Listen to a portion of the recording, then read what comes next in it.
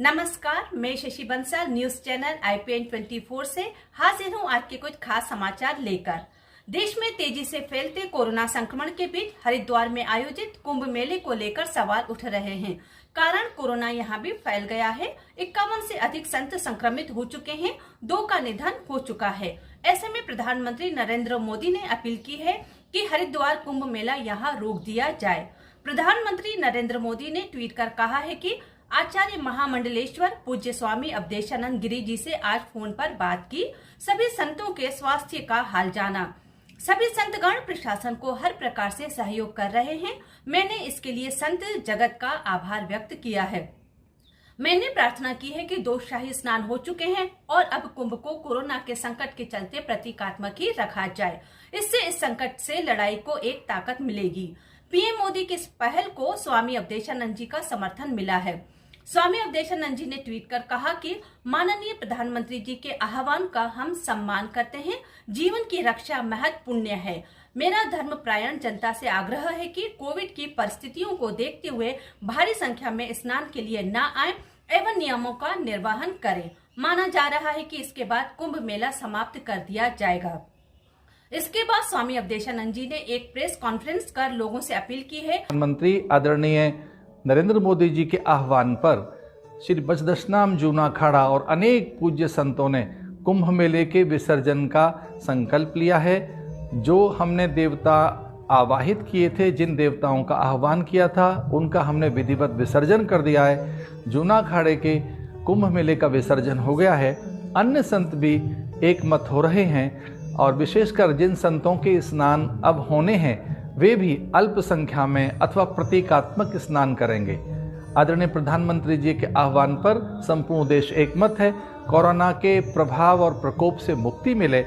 कुंभ नगर से, कुंभ मेले से मैं विश्व कल्याण की प्रार्थना कर रहा हूँ। सर्वे भवन्तु सुखिनः, सर्वे सन्तु निरामया, सर्वे भद्राणि पश्यन्तु, माँ कश्चित् दुःख भाग् भवेत्। सबका मंगल हो, कल्याण हो, पूरे विश्व को कोरोना से मुक्ति मिले।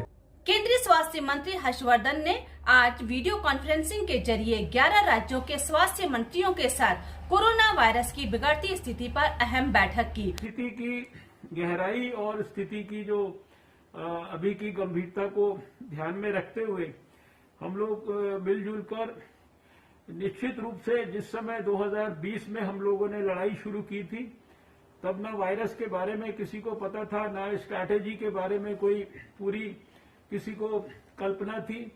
और धीरे धीरे स्ट्रैटेजी भी दुनिया में इवॉल्व हुई लड़ाई लड़ने की, और भारत में भी इवॉल्व हुई, कैपेसिटी भी भारत में धीरे धीरे बिल्डअप हुई। तो 2020 के मुकाबले 2021 में हम ज्यादा बेहतर ढंग से इक्विप्ड हैं कोविड के खिलाफ लड़ाई लड़ने के लिए। इंफ्रास्ट्रक्चर को भी जिस लेवल तक हमें एक्सपेंड करना है, हमें एक्सपेंड करने के बारे में भी जो है पर्याप्त अनुभव है जरूरत के हिसाब से। तो अभी हम अपनी अपनी स्टेट्स में जो जो चीजें हमें एक्सपेंड करनी है वो हम समय से पहले एक्सपेंड कर लें। जो जो आपको भारत सरकार से और सहायता चाहिए वो सहायता आप हम लोगों को बता दें। जैसे पिछले साल हम लोगों ने लगातार हर फ्रंट पर आपकी सहायता की है, उसी प्रकार से अभी भी हमें कोई सहायता किसी भी प्रकार से करने में कोई जरा सा भी संकोच नहीं है। टेस्टिंग के बारे में बार बार ये तो आग्रह पूर्वक कहा ही जाता है कि टेस्टिंग को जितना ज्यादा हम बढ़ाएंगे, जितना ज्यादा इसमें इंश्योर करेंगे कि RT-PCR टेस्ट मैक्सिमम हो, और 70-30 के जो रेशो की बात की जाती है उससे भी ज्यादा करेंगे तो और भी अच्छा होता है। 15 लाख के करीब देश की रोज टेस्ट करने की कैपेसिटी आज विकसित हुई भी है, और इवन ये पूरी की पूरी कैपेसिटी लगभग हम आज यूटिलाइज कर रहे हैं। अगर पिछले 24 घंटे की मैं आपसे बात करूं तो 14,95,397 टेस्ट जो है भारत के अंदर हुए, और इस समय तक करीब 27 करोड़ के करीब हम लोग देश में टेस्ट कर चुके हैं। कोरोना लॉकडाउन के दौर में जरूरतमंदों के मसीहा बनकर लोगों के बीच मशहूर हुए actor Sonu Sood corona positive हो चुके हैं। यह जानकारी खुद सोनू सूद ने अपने सोशल मीडिया अकाउंट से शेयर की है। उन्होंने ट्विटर पर बताया कि वह कोरोना की चपेट में आ चुके हैं और वह घर में ही सावधानियों के साथ क्वारंटीन होकर अपना इलाज करने का फैसला कर चुके हैं। चारा घोटाले में सजा काट रहे आरजेडी सुप्रीमो लालू यादव को झारखंड हाई कोर्ट से जमानत मिल गई है। उन्हें 1 लाख रुपए का मुचलका और 10 लाख रुपए जुर्माना देना होगा।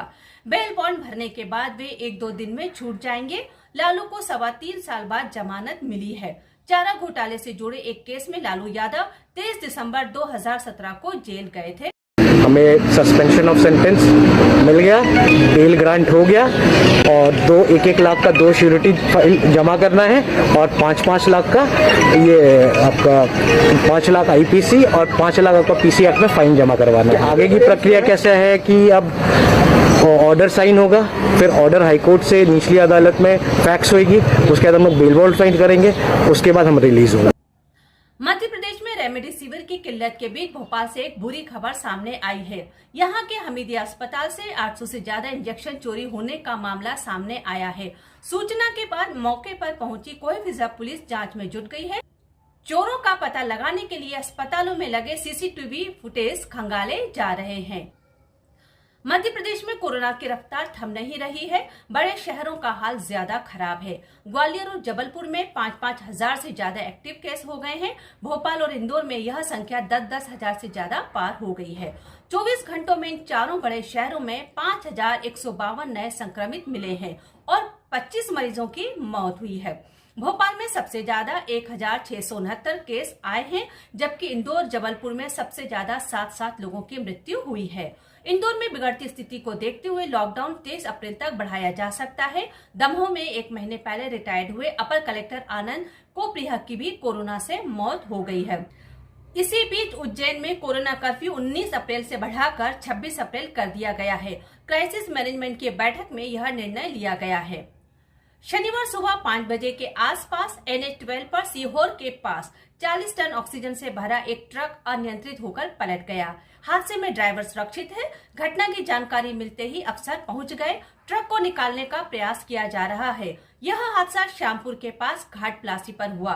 हाई पावर हाइड्रा क्रेन से इसे सीधा करने की कोशिश की गई। सूचना मिलने के बाद कलेक्टर अजय गुप्ता, SP शैलेंद्र चौहान और एडिशनल SP समीर यादव मौके पर पहुंचे।